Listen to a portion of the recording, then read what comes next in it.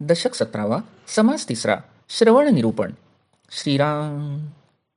थांबा थांबा, ऐका ऐका, आधीच ग्रंथ सोडू नका, सांगितले ते ऐका सावधपणे श्रीराम. श्रवणामध्ये सार श्रवण, ते हे अध्यात्म निरूपण, सूचित करून अंतःकरण ग्रंथामध्ये विवरावे श्रीराम. श्रवण मननाचा विचार, निजध्यासे साक्षात्कार, रोकडा मोक्षाचा उधार, बोलोची नये श्रीराम. नाना रत्ने परीक्षिता, अथवा वजने करिता, उत्तम सोने पुटी घालिता, सावधान असावे श्रीराम. नाना नाणी मोजून घेणे, नाना परीक्षा करणे, विवेकी मनुष्यासी बोलणे, सावधपणे श्रीराम. जैसे लाखोलीचे धान्य, निवडून वेचिता होते मान्य, सगट मानिता अमान्य, देवक शोभे श्रीराम. एकांती नाजूक कारभार, तेथे असावे अतितत्पर, त्याच्या कोटीगुणे विचार, अध्यात्मग्रंथी श्रीराम. काहिण्या कथा गोष्टी पवाड, नाना अवतार चरित्रे वाड, त्या समस्तांमध्ये जाड, अध्यात्मविद्या श्रीराम. गत गोष्टीस ऐकिले, तेणे काये हातास आले, म्हणती पुण्य प्राप्त झाले, परी ते दिसेना की श्रीराम. तैसे नवे अध्यात्मसार, हा प्रचितीचा विचार, कळता अनुमानाचा संहार, होत जातो श्रीराम. मोठे मोठे येऊन गेले, आत्म्याकरिताच वर्तले, त्या आत्म्याचा महिमा बोले, ऐसा कवणू श्रीराम. युगान युगे एकटा एक, चालवितो तिन्ही लोक, त्या आत्म्याचा विवेक, पाहिलाच पाहावा श्रीराम. प्राणी आले येऊन गेले, ते जैसे जैसे वर्तले, ते वर्तणुकेचे कथन केले, इच्छेसारखे श्रीराम. जेथे आत्मा नाही दाट, तेथे अवघे सरसपाट, आत्म्याविण बापुडे काष्ठ, काये जाणे श्रीराम. ऐसे वरिष्ठ आत्मज्ञान, दुसरे नाही या समान, सृष्टीमध्ये विवेकी सज्जन, तेची हे जाणती श्रीराम. पृथ्वी आणि आपतेज, याचा पृथ्वीमध्ये समज, अंतरात्मा तत्वबीज, ते वेगळेची राहिले श्रीराम. वायोपासून पहिलीकडे, जो कोणी विवेके पवाडे, जवळीच आत्मा सापडे, तया पुरुषासी श्रीराम. वायो आकाश गुणमाया, प्रकृती पुरुष मूळमाया, सूक्ष्मरूपे प्रचित येया, कठीण आहे श्रीराम. माया देवीच्या धांदली, सूक्ष्मी कोण मन घाली, समजला त्याची तुटली, संदेह वृत्ती श्रीराम. मूळ माया चौथा देहे, जाला पाहिजे विदेहे, देहातीत होऊन राहे, धन्य तो साधू श्रीराम. विचारे ऊर्ध चढती, तयासीच ऊर्ध्वगती, येरा सकळा अधोगती, पदार्थ ज्ञाने श्रीराम. पदार्थ चांगले दिसती, परी ते सवेची नासती, अतो भ्रष्ट ततो भ्रष्ट होती, लोक तेणे श्रीराम.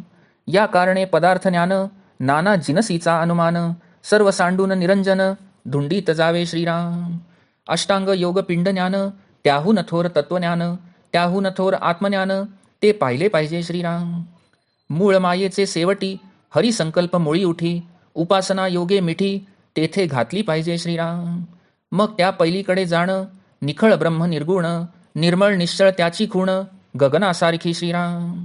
येथून तेथवरी दाटले, प्राणी मात्रास भेटले, पदार्थ मात्री लिगटले, व्यापून आहे श्रीराम. त्या ऐसे नाही थोर, सूक्ष्माहून सूक्ष्म विचार, पिंड ब्रह्मांडाचा संहार, होता कळे श्रीराम.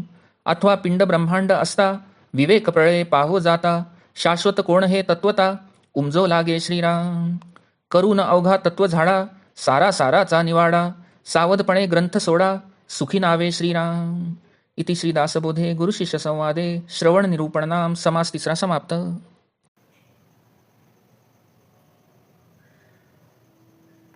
दशक 17वा समास 3. श्रवण निरूपण. श्रीराम. श्रोते हो, नीट ऐका, थोडे थांबा, मी काय सांगतो ते सावधपणे ऐका, त्यापूर्वीच ग्रंथ बाजूला सारू नका. अध्यात्म साधनात श्रवणाला अग्रक्रम आहे, त्यात अध्यात्म निरूपणाचे श्रवण हे सारामध्येही सार आहे. म्हणून अंतःकरण एकाग्र करून या ग्रंथाचे नीट विवरण करावे. श्रवण मननाने ब्रह्मविचार ठसवून घेऊन त्याचे निधिध्यासन करण्याने आत्मसाक्षात्कार होतो आणि रोकडा मोक्ष मिळतो. तेथे उधारीचे नाव सुद्धा काढू नका. नाना रत्नांची परीक्षा करताना, अथवा त्यांचे वजन करताना, अथवा उत्तम सोने मुशीत घालताना अत्यंत सावधान असावे लागते. अनेक नाणी मोजून घेताना, नाना पदार्थांची परीक्षा करताना आणि विवेकी मनुष्याशी बोलताना सावध असावे लागते. ज्याप्रमाणे लक्ष धान्य असते, ते निवडून मग अर्पण केले असता ते देवाला मान्य होते. न निवडता एकदम जसेच्या तसे वाहिले तर देव क्षोभतो. एकांतात बसून एखाद्या नाजूक गोष्टीबद्दल गुप्तपणे चर्चा किंवा कार्यभाग करणे असेल तर तेथे अतिसावध आणि अतितत्पर असावे लागते. त्याच्यापेक्षा अध्यात्म ग्रंथाचा विचार करताना कोटी गुणाने सावध आणि तत्पर असावे लागते. नाना कहाण्या, कथा, गोष्टी, पोवाडे, नाना अवतारांची उत्तमोत्तम चरित्रे या सर्वांपेक्षाही अध्यात्मविद्या अधिक गहन आहे. पूर्वी होऊन गेलेल्या गोष्टी ऐकून काय लाभ झाला? तर म्हणतात की पुण्य प्राप्त झाले, पण ते तर दिसून येत नाही. तशी गोष्ट अध्यात्मसाराची नाही. येथे प्रत्यक्ष अनुभव महत्त्वाचा आहे. अध्यात्म विचार नीट कळला की अनुमानाचा संहार होत जातो. तर्क कुतर्क, शंका इत्यादी गोष्टी नष्ट होतात. जगात जे थोर थोर पुरुष जन्माला आले ते आत्म्याच्या प्राप्तीसाठी प्रयत्नशील राहिले. त्या आत्म्याचा महिमा वर्णू शकेल असा जगात कोण आहे? युगानुयुगे जो एकटाच तिन्ही लोक चालवितो त्या आत्म्याचा विवेक वारंवार करीतच जावा. जे प्राणी जन्माला आले आणि मरून गेले ते जसजसे वागले त्याप्रमाणे त्यांच्या वागणुकीचे वर्णन इच्छेप्रमाणे केले. जेथे आत्मा प्रगट किंवा जागृत नसतो तेथे अवघे असून नसल्यासारखेच होते.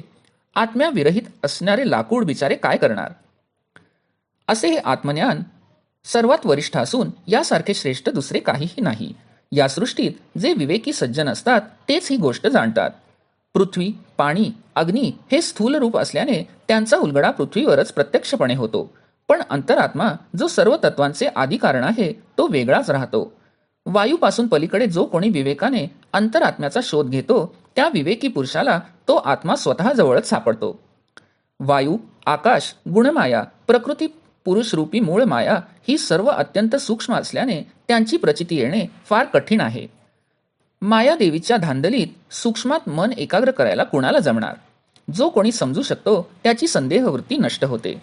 मूळ माया हा ब्रह्मांडीचा चौथा देह आहे.